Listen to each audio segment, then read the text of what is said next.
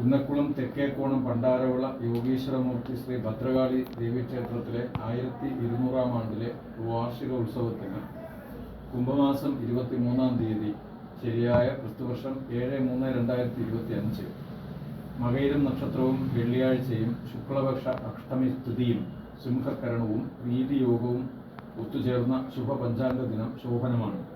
അന്നേ ദിവസം പ്രഭാതത്തിൽ 7:35 മുമ്പുള്ള ശുക്രഹോരയിൽ ചടങ്ങുകൾ ആരംഭിക്കാവുന്നതും 12:34 മേൽ 12:56 അകമുള്ള അഭിജിത്ത് മുഹൂർത്തത്തിൽ കലശാഭിഷേകം നടത്താവുന്നതുമാണ്. ഇംഗ്ലീഷ് മാസം 7/3/2025. അടുത്തത് കുന്നക്കുളം തെക്കേക്കോണം പണ്ടാരവിള യോഗീശ്വരമൂർത്തി ശ്രീ ഭദ്രകാളി ദേവീക്ഷേത്രത്തിലെ നാഗരാജ പ്രതിഷ്ഠയ്ക്കുള്ള ശുഭമുഹൂർത്തം.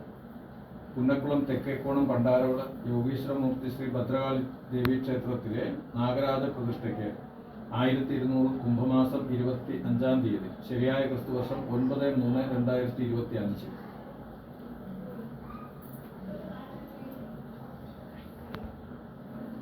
ഞായറാഴ്ചയും പുണർദം നക്ഷത്രവും ശുക്ലപക്ഷ ഏകാദശി തിഥിയും സുരഭികരണവും സൗഭാഗ്യയോഗവും ഒത്തുചേർന്ന ശുഭപഞ്ചാംഗ ദിനത്തിൽ പകൽ 12:08 മേൽ 12:30 അകമുള്ള അഭിജിത്ത് മുഹൂർത്തം ശോഭനമാണ്.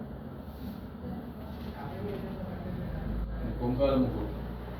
കുന്നക്കുളം തെക്കേക്കോണം പണ്ടാരവിള യോഗീശ്വരമൂർത്തി ശ്രീ ഭദ്രകാളി ദേവീക്ഷേത്രത്തിലെ 1200-ാം ആണ്ടത്തെ വാർഷികോത്സവത്തോടനുബന്ധിച്ചുള്ള സമൂഹ പൊങ്കാല സമർപ്പണത്തിന് കൊല്ലവർഷം 1200 കുംഭമാസം 23-ാം തീയതി ശരിയായ ക്രിസ്തുവർഷം 7/3/2025 വെള്ളിയാഴ്ചയും മകയിരം നക്ഷത്രവും പ്രീതിയോഗവും ഒത്തുചേർന്ന ശുഭപഞ്ചാംഗ ദിനം ശോഭനമാണ്. അന്ന് പകൽ 9:46 മേലുള്ള ശുഭമുഹൂർത്തത്തിൽ പൊങ്കാല ആരംഭിക്കാവുന്നതും 11:45 മേൽ 12:08 അകമുള്ള സമയത്തിങ്കൽ പൊങ്കാല നിവേദിക്കാവുന്നതുമാണ്.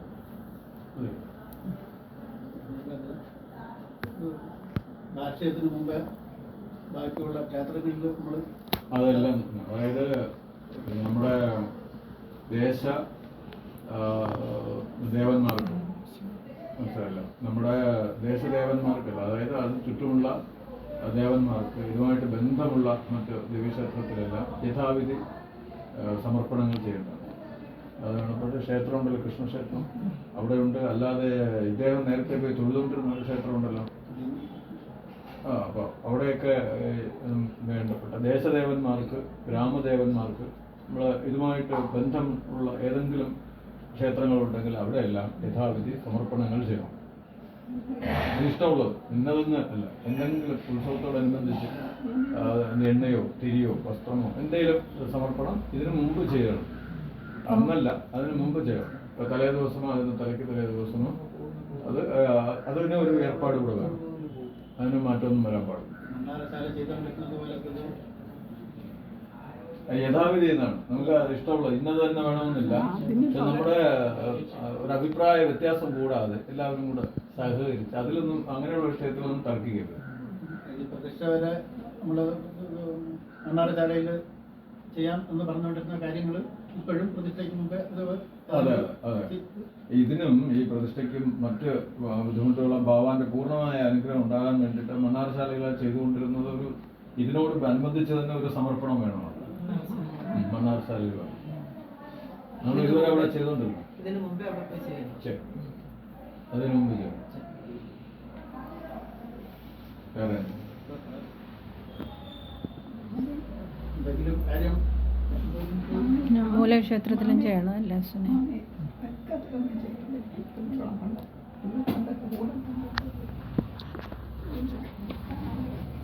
ഇതിലൊക്കെ ചെയ്യണം. ഇതുമായിട്ട് ബന്ധപ്പെട്ട് എന്തെങ്കിലും ഉണ്ടെങ്കിൽ അവിടെയൊക്കെ ചെയ്യണം. ഒരിടത്തെ ആരെയും ഒരു ദേവന്മാരുടെയും അധികം ഉണ്ടാകാതെ പ്രത്യേകിച്ച് നോക്കും. കുടുംബത്തിലുള്ളതാണ് നമ്മുടെ കുടുംബത്തിൽ തന്നെ പ്രധാനമായിട്ടുള്ള ഇതൊക്കെ ഇന്നത് വേണമെന്നില്ല. അത് തന്നെ അവിടെയൊക്കെ നമുക്ക് നമ്മളെ കഴിയുന്ന ഒരു ചെറിയ സമർപ്പണം, നമ്മളൊരു തിരുവാങ്ങിച്ച് അവിടെ സമർപ്പിച്ചാൽ അത് മാനസിക സമർപ്പണമായി ഒന്ന് പോയി എല്ലായിടത്തും തൊഴുത് അനുവാദമാണ് എല്ലായിടത്തും. അതിലൊരു കുറവ് ഒരു ഇതൊന്നും വിചാരിക്കരുത്. അവിടെ പോയിട്ട് ഇങ്ങനെ ഞങ്ങളെ ഇങ്ങനടുത്ത് ഞങ്ങളുടെ ക്ഷേത്രത്തിൽ ഉത്സവം നടത്താൻ ഇവിടുത്തെ അനുഗ്രഹവും അനുവാദവും ഉണ്ടാവണമെന്ന് അപേക്ഷിക്കുക. അത് ദേവനോടാണ്, മനസ്സിലല്ലേ? അതപ്പോൾ അവിടെയുള്ള ബാക്കിയുള്ള ആൾക്കാരോട്. നമ്മളിപ്പോൾ ഒരു വിവാഹം വരുമ്പോൾ നമ്മളെ വീട്ടിൽ എല്ലാവരും പോയി ക്ഷണിക്കൂലേ? നമ്മൾ ക്ഷണിക്കുന്നത് വളരെ ഭവ്യതയോടെയാണ് ക്ഷണിക്കുന്നത്, അങ്ങനെയല്ലേ? അതുപോലെ ബാക്കിയുള്ളവരെ, ബാക്കിയുള്ള ദേവന്മാരെ, ദേശദേവന്മാരെ, ഗ്രാമദേവന്മാരെ നമ്മൾ അറിയിക്കുന്നതാണ്. അത് ഭവ്യതയോടെ വേണം. കുടുംബത്തിൽ ആരെങ്കിലും പോയിട്ട് അത് എല്ലായിടത്തും ഒരാൾ തന്നെ പോകണമെന്നില്ല. എല്ലാവർക്കും അത് ആ ഉത്തരവാദിത്തങ്ങൾ എല്ലാവർക്കും ഷെയർ ചെയ്തത് പരമാവധി നമ്മുടെ ക്ഷേത്രത്തിന്റെ ഒരു നന്മയ്ക്ക് ഈ ഉത്തരവാദിത്തങ്ങൾ എല്ലാവരും കൂടെ ഷെയർ ചെയ്ത് ചെയ്യുന്നതായിരിക്കും നല്ലത്. ഒരാൾക്ക് മാത്രമായിട്ട് ഇങ്ങനെ പോകുമ്പോൾ ഇപ്പൊ ഇതിലാണ് നമ്മൾ ഒരാളെ ചുമതലപ്പെടുത്താൻ, അവർക്ക് പ്രശ്നങ്ങളുണ്ടാവും, വ്യക്തിപരമായ വിഷയങ്ങൾ അവർക്കും ഉണ്ടാവും.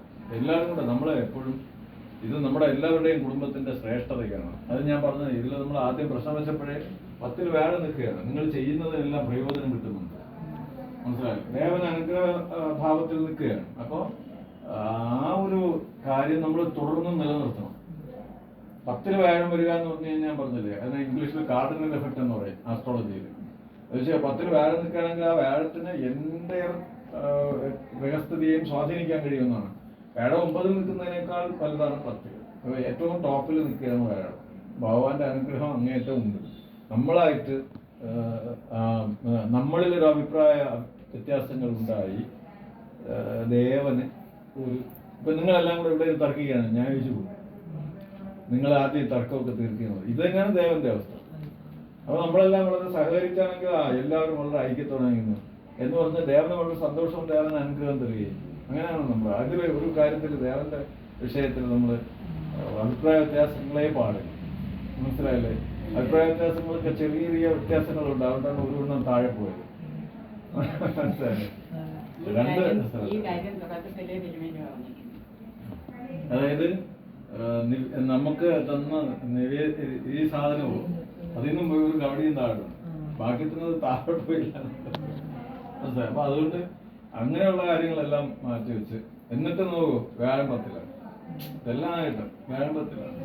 അപ്പൊ അതുകൊണ്ട് നമ്മളെ സമർപ്പണ മനോഭാവം പൂർണ്ണമായിരിക്കണം, മനസ്സിലായില്ലേ?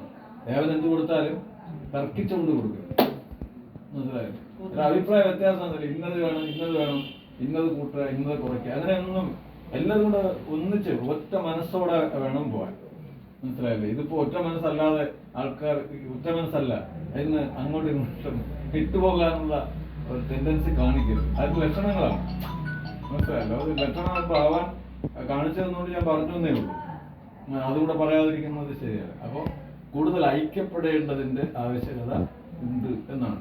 വിട്ടുപോകാൻ ശ്രമിക്കാതെ ഇതിനോട് ചേർന്ന് നിൽക്കാൻ എല്ലാവരും ശ്രമിക്കേണ്ടതാണ്.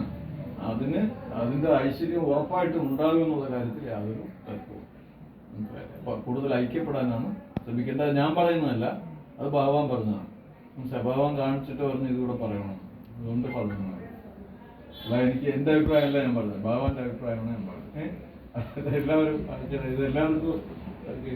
എല്ലാവരും ഇത് സഹകരിക്കുന്നു. നമ്മുടെ ആവശ്യമാണ് എന്നുള്ളത് കൊണ്ട്, ഭഗവാൻ വളരെ അനുഗ്രഹഭാവത്തിൽ നിൽക്കുന്നു എന്നുള്ളത് കൊണ്ട് ഇത് ചെയ്യേണ്ടത്. മതിയല്ലോ, വേറെ ഒന്നുമില്ലല്ലോ.